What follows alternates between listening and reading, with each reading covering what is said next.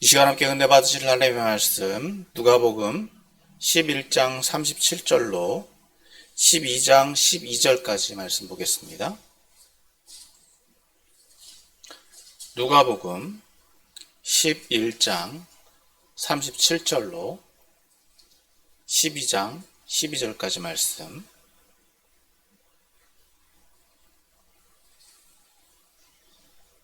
다 찾은 줄 알고 제가 말씀 봉독해 올리겠습니다. 예수께서 말씀하실 때 한 바리새인이 자기와 함께 점심 잡수시기를 청함으로 들어가 앉으셨더니 잡수시기 전에 손 씻지 아니함을 그 바리새인이 보고 이상히 여기는지라. 주께서 이르시되 너희 바리새인은 지금 잔과 대접의 겉은 깨끗이 하나 너희 속에는 탐욕과 악독이 가득하도다. 어리석은 자들아, 겉을 만드시니가 속도 만들지 아니하셨느냐. 그러나 그 안에 있는 것으로 구제하라. 그리하면 모든 것이 너희에게 깨끗하리라.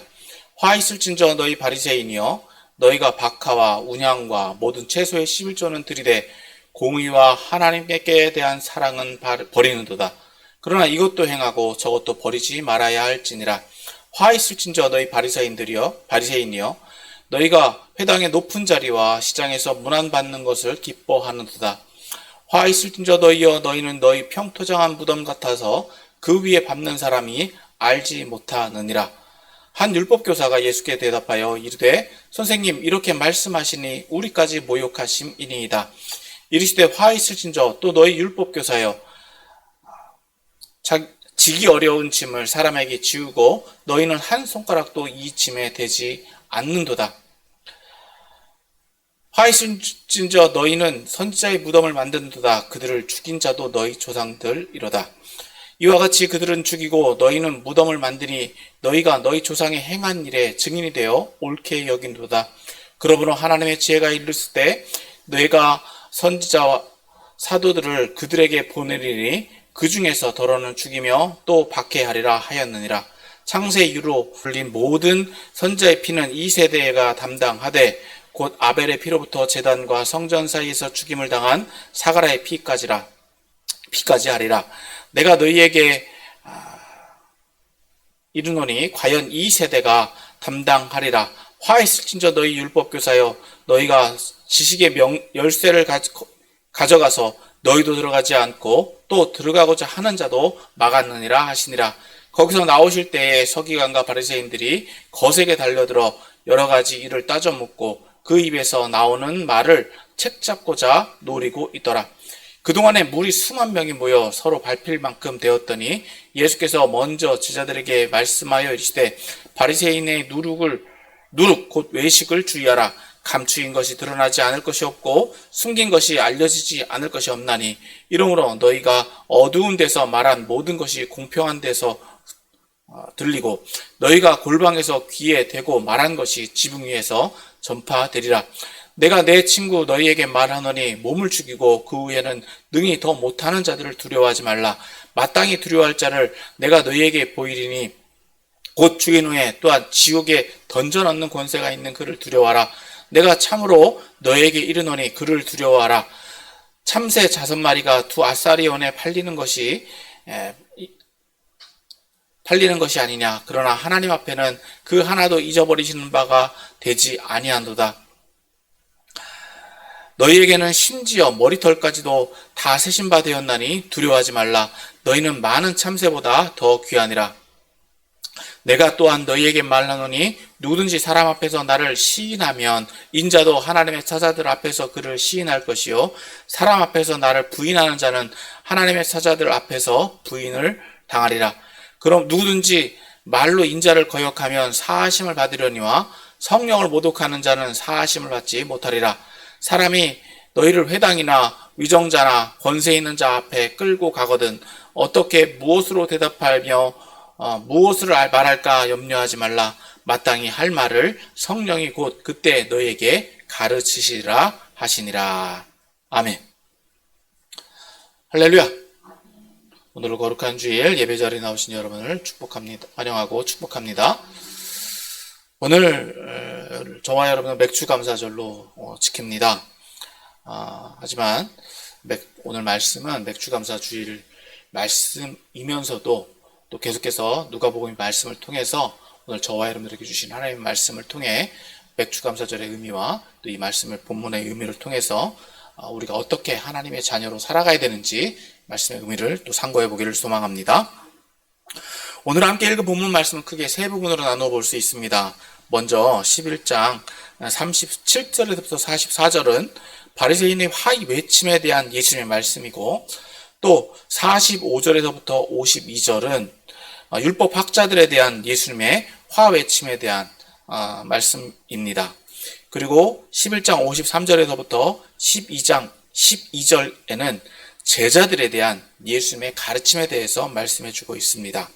오늘 본문 말씀의 의미를 좀 먼저 또 살펴보면, 앞서 말씀드린 대로 11장 37절에서부터 44절에는 이 바리새인들에 대한 화 외침에 대해서 말씀해 주고 있습니다. 먼저 37절에서부터 41절은 오늘 본문 말씀의 배경이라고 할 수 있습니다.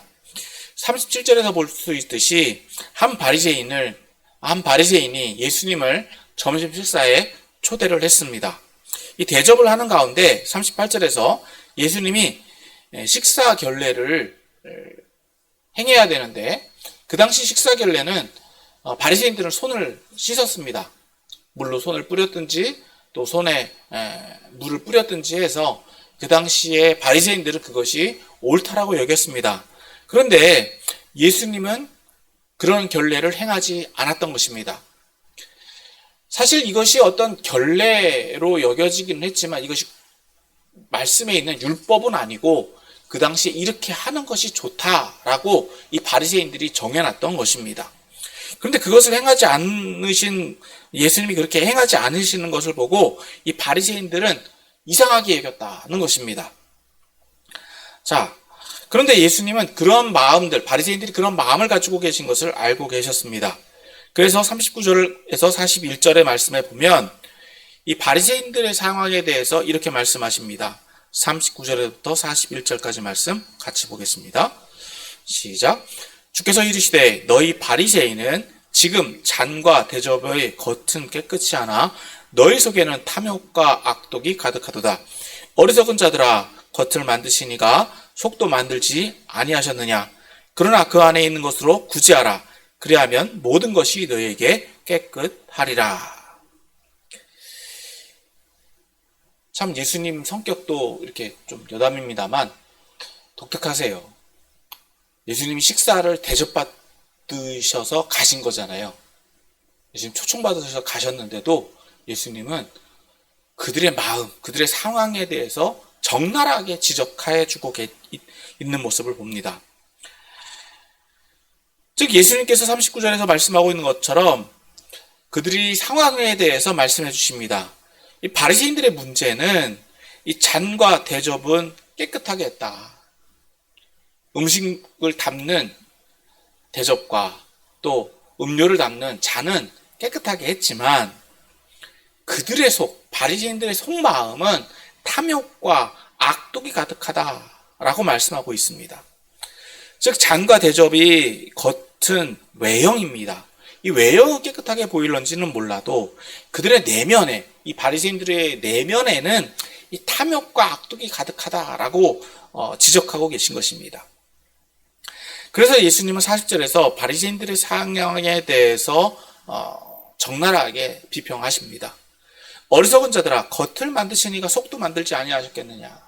즉 겉모양만 깨끗해 보인다라고 다 되는 것이 아니라 하나님께서는 그 속도 만드셨다. 그러니까 그들의 바리새인들의 속마음도 지금 알고 계시다라고 말씀하고 계신 것입니다. 그런데 여기서 멈추지 아니하시고 예수님은 이렇게 말씀하십니다. 그러나 그 안에 있는 것으로 구제하라. 탐욕과 악독이 가득한 마음이지만 그 마음을 가지고 어떻게 하라고요? 구제하라. 남을 도우라는 거예요. 즉 예수님께서, 즉 하나님께서 원하시는 삶은 뭐다? 구제하는 삶, 남을 돕는 삶이다.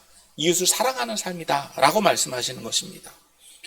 그것이 너희를 깨끗하게 할, 즉 너희를 정결하게 할 수 있다 라고 말씀하고 있는 것입니다. 즉 여기서 말씀하고 있는 것처럼 유대인들에게 있어서 구제는요, 경건 활동입니다. 오늘날 저와 여러분들이 또 우리가 신앙적으로 기도하는 것을 경건활동이라고 하는데, 유대인들에게 있어서 경건활동은 기도뿐만 아니라 이런 구제활동 또한 경건활동에 속한다라는 것입니다. 그렇기 때문에 이러한 구제활동은 내면을 정결하게 할 수 있는, 내면을 정결하게 하는 경건활동이 된다라고 예수님은 말씀해 주시는 것입니다. 그런데 예수님은 여기에서 멈추지 아니하시고 이 바리새인들에 대해서 구체적으로 화를 선포하십니다. 42절에서부터 44절의 말씀인데요. 첫 번째, 예수님은 바리새인들에게 이러한 문제를 가지고 화를 선포하십니다. 이 42절 말씀입니다. 같이 봅니다. 시작. 화 있을진저 너희 바리새인이여, 너희가 박하와 운향과 모든 최소의 11조는 들이되 공의와 하나님께 대한 사랑은 버린도다. 그러나 이것도 행하고 저것도 버리지 말아야 할지니라. 여기서 박하와 운향과 모든 채소라는 것은, 사실 이것은 11조 항목에 들어가지 않습니다. 그 당시 바리새인들에게 있어서는요, 11조 항목이 정해져 있었습니다. 그런데 이것은 11조 항목에 들어가지 않았음에도 불구하고 하나님 앞에 11조를 드렸다는 것은 이런 종교적 열심이 얼마나 지대했는가, 얼마나 잘하려고 했는가, 외형적으로 보여지는 행동들은 잘하려고 했는가를 말씀하고 있는 것입니다. 그런데 오히려 그들의 삶에서 나타나야 되는 공의, 즉 법적인 문제잖아요. 자기가 손해를 보더라도 올바로 행하는 것이 공의입니다. 그런데 그것을 버리고 있다는 거예요. 그러니까 모든 법적인 문제를 자기에게 유리한 쪽으로 바꿨다. 게다가 하나님께 대한 사랑, 그러니까 이러한 11조 헌금 구제 활동들을 하기는 하는데 이것이 마음에서 우러나서 하는 것이 아니라 어떤 의도로 했다? 형식적으로 했다. 남에게 보이기 위해서 했다. 이것이 하나님께 대한 사랑을 버리는 행위다라고 예수님 지적하고 계신 것입니다. 그런데 예수님은 이것을 한쪽만을 행해서 되는 것이 아니라 이것도 행하고 저것도 행해야 된다. 즉 사랑만 가지고 있는 것이 아니라 현실적인 도움, 구제, 이러한 행위들이 둘 다 병행되어야 된다고 예수님 말씀해 주고 있는 거예요. 두 번째로 예수님은 또 이런 문제를 가지고 지적을 하십니다. 43절입니다. 같이 읽습니다. 시작. 화 있을진저 너희 바리새인이여, 너희가 회당의 높은 자리와 시장에서 문안받는 것을 기뻐하는도다. 사실 바리새인들은요, 사람들이 많이 모여있는 곳에서 기도를 많이 했습니다. 그리고 시장 한켠에서 기도를 많이 했어요. 왜? 사람들에게 보이기 위해서, 인정받기 위해서, 대접받기 위해서. 이것이 경건 활동으로 보여졌다는 거예요. 그러니까 사람들에게 보이기 위해서 형식적인 기도를 행하는 것을 예수님은 지적하고 계시는 겁니다. 기도를 하지 말라는 게 아니라 보이기 위한 형식적인 기도는 문제가 된다는 거죠. 가식적이다라고 하는 거예요. 외식적이다라고 하는 거예요. 그리고 44절에서는 또 이 문제를 가지고 지적을 하십니다. 44절입니다. 또 같이 읽습니다. 시작. 화 있을진저 너희여, 너희는 평토장한 무덤 같아서 그 위를 밟는 사람이 알지 못하느라. 평토장했다라고 하는 것은 이렇게 깨끗하게, 무덤을 깨끗하게 만들었다는 거예요. 무덤을 이렇게 마태복음에는 이것을 회칠한 무덤이다라고 이야기를 하는데, 너무 깨끗해갖고 사람들이 그걸 밟아도 그게 무덤인지 모를 정도로 만들었다라고 하는 거예요. 이게 무슨 말씀이냐면 자신들의 의를 외적으로 과시하기 위해서, 즉 무덤을 깨끗하게 만들었다라고 하는 것은 그 당시 유대인들의 문화는요, 무덤을 얼마나 깨끗하게 만들어놨느냐, 얼마나 잘 꾸며놨느냐, 이것으로 자신의 의를 증명하려고 했다는 거예요. 이것은 오늘날도 동일하게 유대인들의 문화 속에 남아있는 건데, 즉 이렇게 자신의 의를 포장하려고 하는데 집중하고 있다는 겁니다. 이것을 예수님께서는 비평하시고 그들에게 화가 있다, 화를 선포하고 계시는 것입니다. 자, 그럼에도 불구하고 이들은 자신의 문제를 깨닫지 못하고 있어요. 바리새인들은 이것이 문제가 된다라고 생각하지 않는다는 겁니다.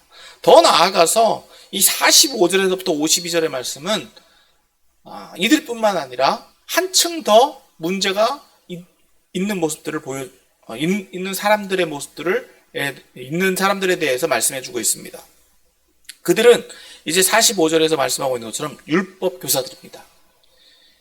자, 45절 말씀 같이 읽습니다. 시작. 한 율법 교사가 예수께 대답하여 이르되 선생님 이렇게 말씀하시니 우리까지 모욕하심이니이다. 여기서 말씀하고 있는 율법 교사는요, 다른 성경들에서는 서기관이라고 표현됐습니다. 즉 바리새파 가운데에서 율법을 가르치는 사람들이에요. 성경 전문가들이라고 표현할 수 있죠. 그래서 이 사람들은 이제 율법 가운데에서 이 바리새인들의 어떤 규율과 규범을 만드는 사람들이다라는 겁니다. 그러니까 이제 바리새파들에서도 더 종교적으로 또 성경적으로 열심히 있는 사람들을 말한다. 그러니까 이 바리새인들에 대해서 이렇게 예수님이 지적하시는 것을 보고 율법학자들도 자신들까지도 모욕이 된다라고 말씀하고 있는 거예요. 이에 대해서 예수님은 그들도 예외 없이 그들에 대해서도 화를 선포하십니다. 이 46절입니다. 46절 같이 읽습니다. 시작. 이르시되 화 있을진저 또 너희 율법교사여 지기 어려운 짐을 사람에게 지우고 너희는 한 손가락도 이 짐에 대지 않는도다. 자, 이들의 문제는 뭐냐? 앞서 말씀드렸죠. 율법교사들이 무엇을 얘기했다고요? 규범들을 만들었다. 앞에서 말한 것처럼 이제 바리새인들은 음식을 먹을 때 뭘 했다? 손을 씻었다. 물을 뿌렸다는 거예요. 근데 이것은 성경에 나와 있는 어떤 율법이나 규칙이 아니다라고 하는 겁니다. 그런데 이 바리새파 사람들, 이 율법교사들은 이것을 왜 해야 되는지는 모르겠지만 자신들이 정해놨어요. 그리고 그것을 또 행하라고 말을 해놓고 이것은 행해야 되는 일이다라고 말을 해놓고 백성들이 이해를 못하고 또 그것을 행하지 않는 것을 보고 지적만 하고 그들의 잘못만을 평가하는 위치에 있었다는 겁니다. 그리고 그것을 행하려고 한다라고 한다면 백성들이 어떤 율법이나 어떤 규정들을 행하려고 하면 그것을 지킬 수 있도록 도와주는 역할이 아니라 평가만 하고 있는 사람들, 그런 위치에 서 있었다라고 하는 거죠. 그렇기 때문에 예수님은 이 율법 교사들에 대해서도 화를 선포하고 계신 것입니다. 그리고 그 당시의 문화는요, 자기들이 조금 더 뭔가를 알고 있다. 그리고 자신들이 어떤 율법을 좀 더 잘 지킨다라고 하는 것을 과시하려고 하는 입장에 서 있기 때문에 그것을 잘 안 지키거나 잘 모르는 사람들을 무시하는 경향들이 있었다는 겁니다. 그리고 앞서 말씀드린 것처럼 바리새인들이 가르치거나 율법교사들이 설명하고 있는 이 성경 해석을 이해하지 못하는 것, 받아들이지 못하는 것을 굉장히 평가절하하거나 또 무시하는 경향들이 있었다는 거죠. 그러니까 어떤 말씀을 같이 배워가고 그 말씀을 지키기 위해서 같이 협조하려고 하는 입장이 아니었다라는 것입니다. 자, 이제 예수님은 47절에서 이제 두 번째 문제를 들어서 화를 선포하셨는데 47절입니다. 47절 같이 읽습니다. 시작. 화 있을진저 너희는 선지자들의 무덤을 만드는도다. 그들을 죽인 자도 너희 조상들이로다. 48절까지 또 같이 봅니다. 시작. 이와 같이 그들은 죽이고 너희는 무덤을 만드니 너희가 너희의 조상의 행한 일에 증인이 되어 옳게 여긴도다. 두 번째 예수님이 지적하고 있는 문제는 뭐냐? 선지자들의 무덤을 만들었다라고 하는 거예요. 어떻게 보면 이것이 조금 이해가 안 되는 부분으로 보여질 수도 있겠지만 선지자들의 무덤을 만들었다라고 하는 것은 앞서 말씀드린 것처럼 이스라엘 백성 유대 문화는 무덤을 잘 가꾸는 데 있다. 왜? 그것이 기념이 되기 때문에 그래요. 그들에게는 부활 소망이 있었는데 그 부활 소망을 가지고 있다라고 하는 것은 그들이 잠시 거처하고 있는 무덤을 잘 가꿔 넣는 것, 그것이 하나의 문화로 여겨졌는데, 문제는 이들이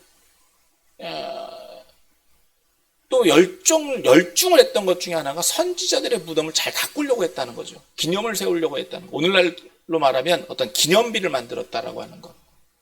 어떤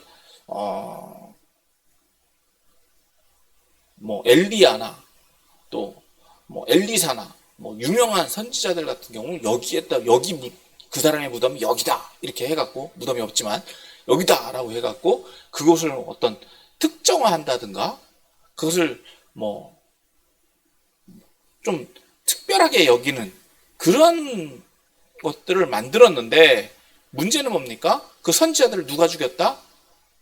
유대인들이 죽였다는 거예요. 그래놓고 어떻게 여긴다고요? 그들이 위대한 선지자였다라고 존경한다라고 하는 겁니다. 굉장히 역설적이지 않느냐는 거예요. 즉 선지자들의 가르침은 듣지 않으면서 선지자들은 존경한다. 말이 안 맞는다는 거죠. 그러니까 예수님이 이렇게 말씀하고 계신 거예요. 48절에서 우리가 같이 본 것처럼 이와 같이 그들은 죽이고 너희는 무덤을 만드니 너희가 너희 조상의 행한 일에 증인이 되어 옳게 여기는도다. 즉 조상들이 죽였는데, 조상들은 선지자들을 죽였고 그 후손들은 그 선지자를 존경하는 건 뭐냐? 예수님은 그것을 그 선지자를 존경하는 것으로 표현하는 것이 아니라, 그거는 결론적으로 어떤 의미가 되느냐? 아, 조상들이 선지자를 잘 죽였구나, 잘 죽였다 라는 거 인정하는 것이 된다는 거예요. 그것이 너희들이 그 증인이 된다 라고 말씀하고 있는 거예요. 그런데 이 49절에서부터 51절에는 예수님이 이에 대해서 이렇게 말씀해 주십니다. 그러므로 하나님의 지혜가 이르렀을 때 내가 선지자와 사도들을 그들에게 보내리니 그 중에서 더러는 죽이며 또 박해하리라 하였느니라. 이건 하나님께서 이미 예정해 놓고 하나님도 알고 계실 수밖에 없다는 거예요. 왜? 백성들은 하나님이 보낸 사람들을 받아들이지 않을 거다. 그리고 오히려 그들을 죽일 거고 그들을 박해할 것에 대해서 하나님은 알고 계시다는 거예요. 그게 하나님의 지혜다라고 하는 거예요. 그럴 수밖에 없다는 거예요. 그래서 창세 이후로 흘린 모든 선지자의 피를 이 세대가 담당하되, 그러니까 선지자들의 피를 누군가는 담당해야 되는데 누가 죽였습니까? 조상들이 죽였잖아요. 그러니까 지금 죽인 세대들이 담당할 수밖에 없는데, 누구에게서부터 누구까지? 곧 아벨의 피, 하나님의 첫 의인이라고 여겼던 아벨서부터 성전사에서 죽임당한 사가랴의 피, 이건 이제 예수님 오시기 전에 있었던 마지막 선지자로 불려졌던 의인이라고 여겨졌던 사가랴를 말하는데, 이것이 누구의 세대? 2세대, 즉 지금 현재 예수님을 거절하고 있는 이 세대가 모두 담당할 것이다 라고 하는 거예요. 오늘날로 말하면 오늘 저와 여러분들이 예수님의 말씀을 들었음에도 불구하고 그것을 실행하지 않는다라고 한다면, 그것이 오늘 저와 여러분들에게도 동일하게 적용된다라고 볼 수 있는 것이죠. 그리고 마지막으로 예수님은 율법교사들의 문제를 지적하시는데, 세 번째 52절 말씀입니다. 52절 같이 읽습니다. 시작. 화 있을진저 너희 율법교사여, 너희가 지식의 열쇠를 가져가서 너희도 들어가지 않고 또 들어가고자 하는 자도 막았느니라 하시니라. 즉 율법교사들이 지금 행했던 일이 뭡니까? 율법을 백성들에게 가르치는 겁니다. 자신들이 율법을 해석할 수 있는 힘이 있어요. 예수님이 그것을 부정하시는 게 아닙니다. 그렇게 가르치시는 능력, 가르칠 수 있는 능력이 율법교사들에게 있다라고 하는 걸 인정하시면서도 어떻게 하고 있다? 율법교사들이 알면서도 안 한다는 거예요. 그리고 심지어 누구까지도 잘하려고 하는 사람들까지도 막는다는 거죠. 율법교사들이 그래서 문제가 된다는 거예요. 자신도 안 할 뿐만 아니라 남도 못하게 한다. 옳은 걸 알면서도 못하게 하는. 그런데 그것을 그들은 인정하지 않는다는 겁니다.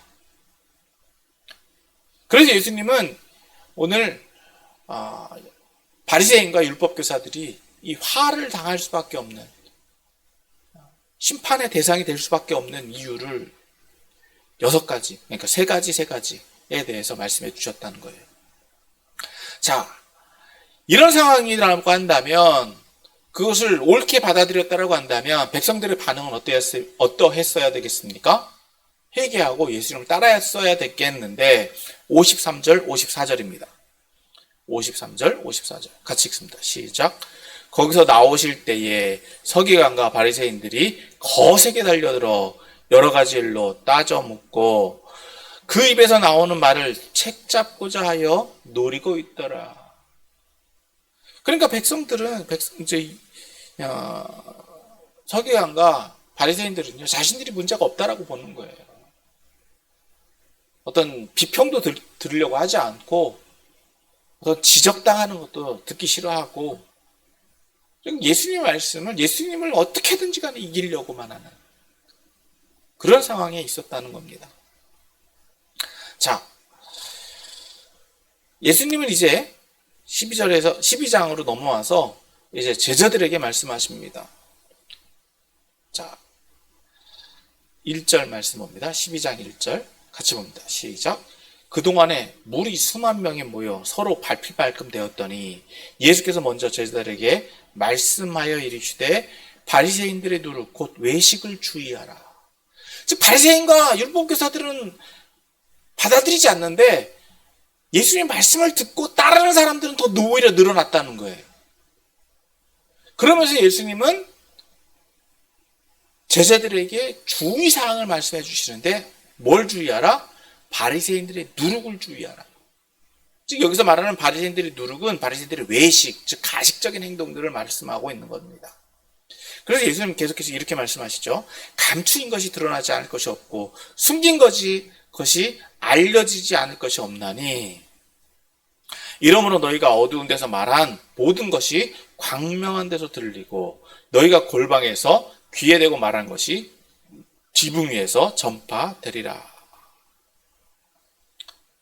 감춰져 있는 것, 바리새인들이 속마음, 앞서 예수님께서 지적하셨던 것처럼 그들의 속마음, 감춰놓고 묻어놨던 것들, 드러나지 않았지만 잘못되었던 것들, 그들이 깨닫지 못했던 것들이 하나님 앞에서는 다 드러나게 된다는 거예요. 감출 것이 없다는 거죠. 그래서 예수님은 이제 제자들에게 정말 두려워해야 될 경외의 대상이 누구냐, 그것에 대해서 말씀해 주십니다. 자, 이제 4절, 5절 같이 봅니다. 4절, 5절 같이 읽습니다. 시작. 내가 내 친구 너희에게 말하노니 몸을 죽이고 그 후에는 능히 더 못하는 자들을 두려워하지 말라. 마땅히 두려워할 자를 내가 너희에게 보이리니 곧 죽인 후에 또한 지옥에 던져 넣는 권세 있는 그를 두려워하라. 내가 참으로 너희에게 이르노니 그를 두려워하라.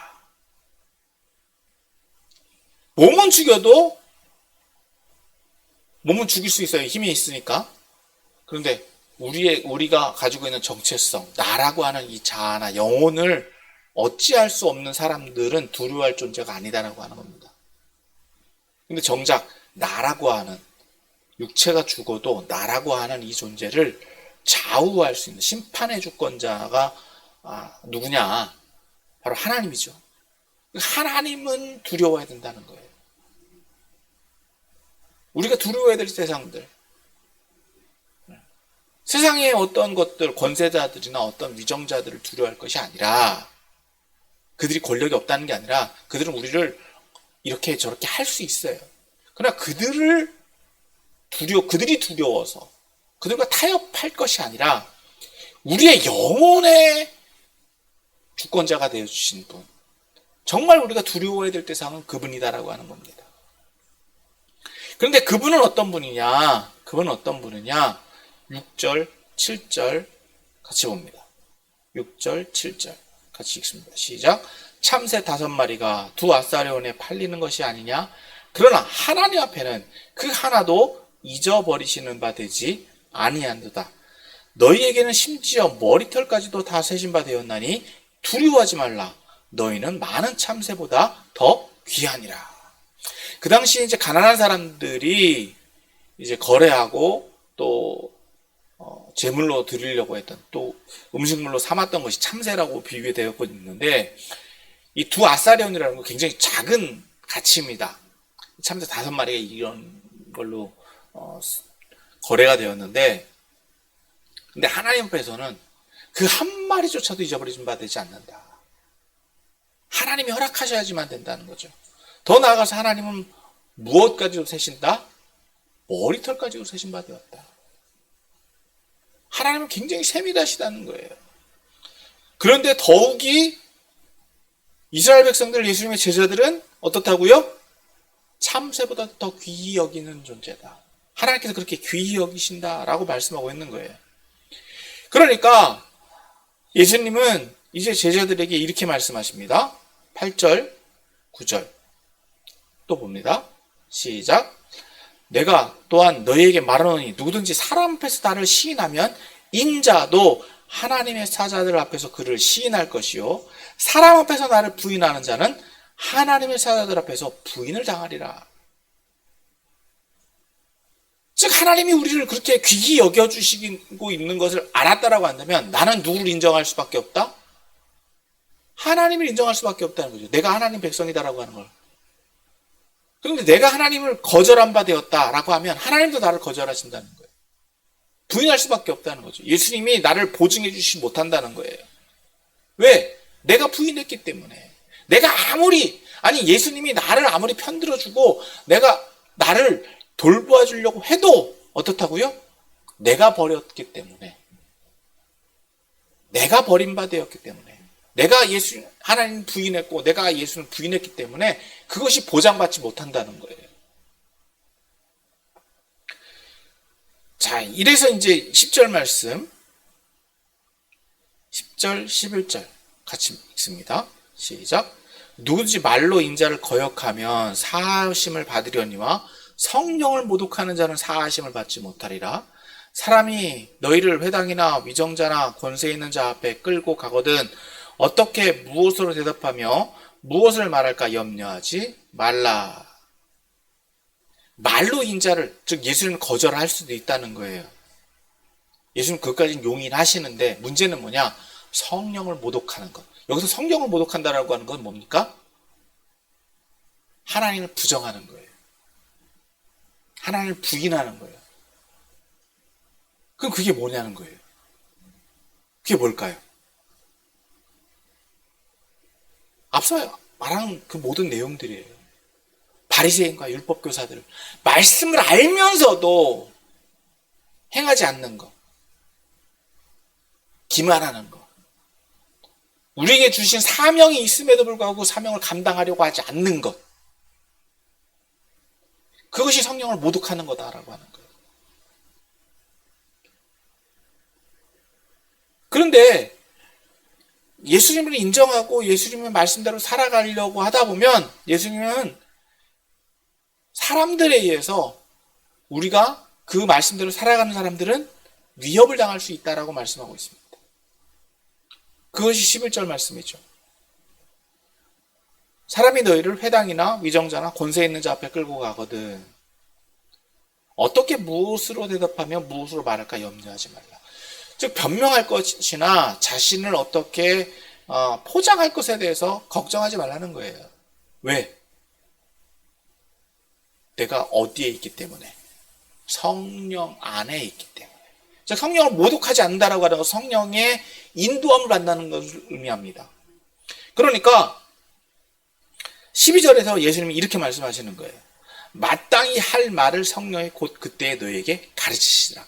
성경의 인도함을 받는다라고 한다면 성령께서 말씀하시는 내용을 듣고 그것을 전할 수밖에 없다. 즉 오늘 말씀을 보면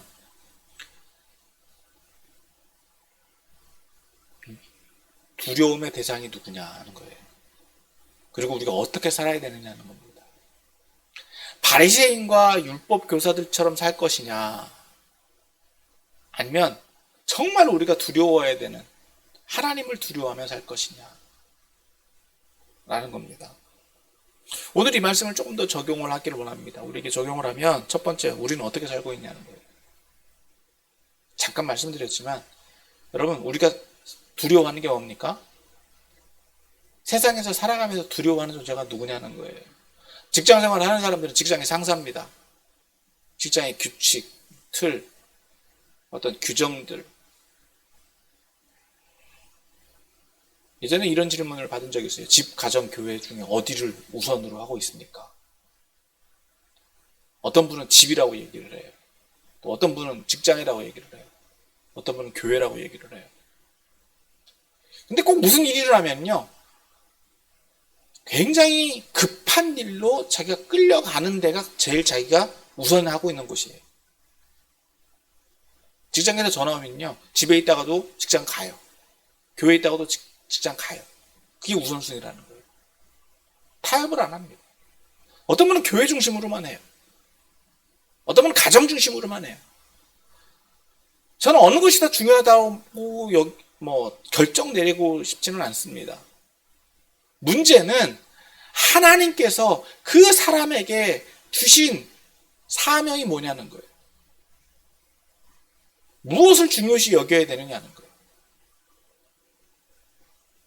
무엇을 중요시 여길 줄 알아야 되느냐는 거예요. 그러다 보니까 자기가 중요하게 생각하는 것에만 집중해요, 사람들은. 머릿속에 그것으로 가득 차 있어요. 그게 뭐냐? 외식이라는 거예요. 하나님 앞에 하나님 중심으로 살아간다고 한다면 하나님이 나에게 주신 삶을 충실하게 살아가는 것이 나에게 주신 삶의 의미입니다. 근데 그것을 떠나서 포장하고 살아가는 것. 지금 예수님께서 율법교사들, 바리새인과 율법교사들에 대해서 지적하고 계신 내용들이 바로 그거예요.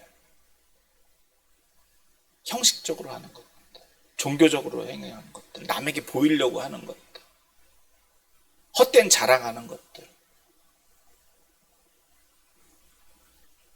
그러니까 예수님께서 정말 우리에게 주시는 것은 바리새인의 누룩을 주의하라고 말씀하고 있는 거예요.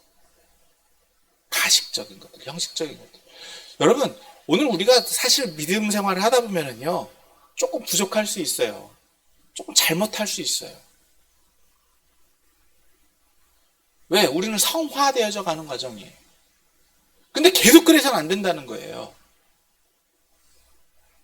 성숙해 나가야 되고 성장해 나가야 되는데 늘 그 자리에 있으려고 그래요. 아니, 퇴보하려고 그래요.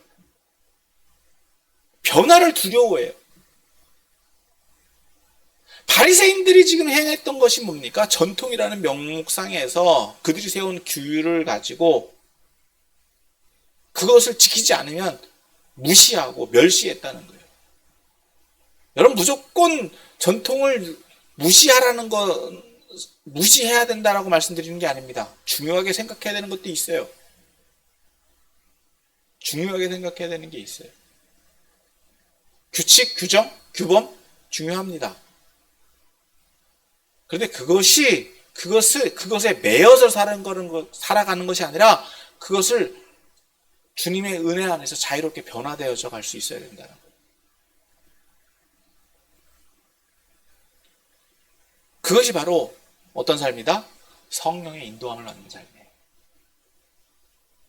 그래서 두 번째, 여러분 어디에 끌려서 살고 있습니까? 어디에 끌려서 살고 있냐는 거예요.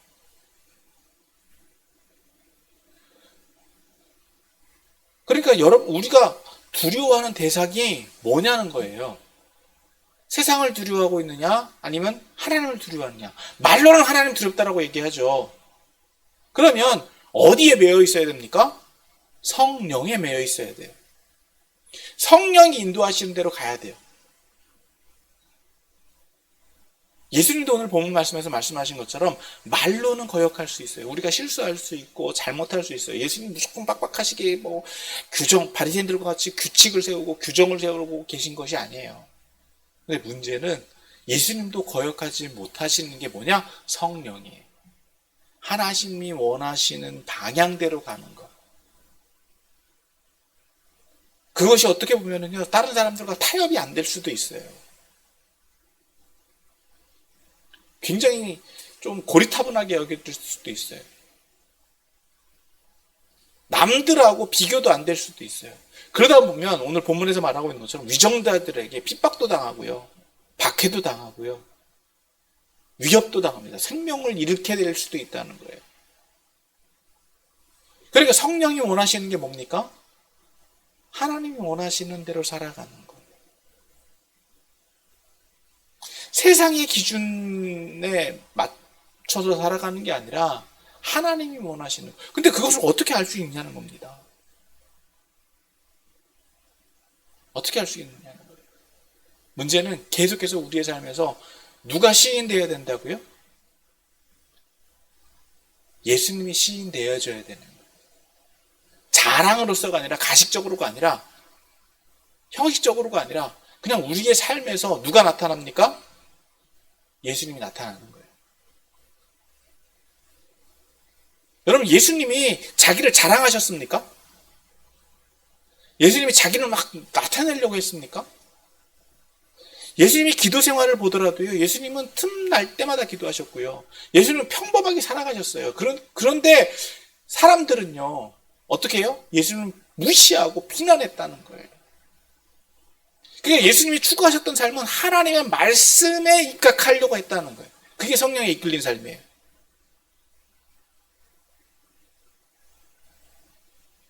그 당시 유대인들과 그 당시 바리새인들과 그 당시 서기관들, 율법교사들은요, 굉장히 이해가 안 되는 거죠.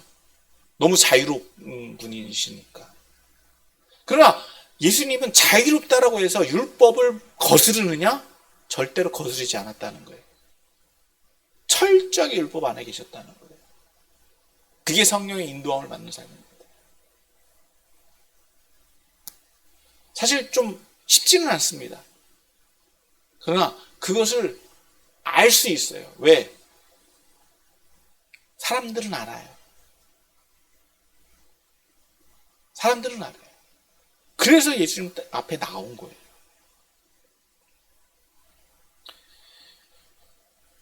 말씀을 정리합니다. 오늘 맥추절입니다. 맥추절은 보통 봄의 소산물들을 하나님 앞에 감사로 드리는 건데요. 우리가 지난번 추수감사 때는 시편 50편을 봤어요. 시편 50편에서도 이렇게 말씀하고 있죠.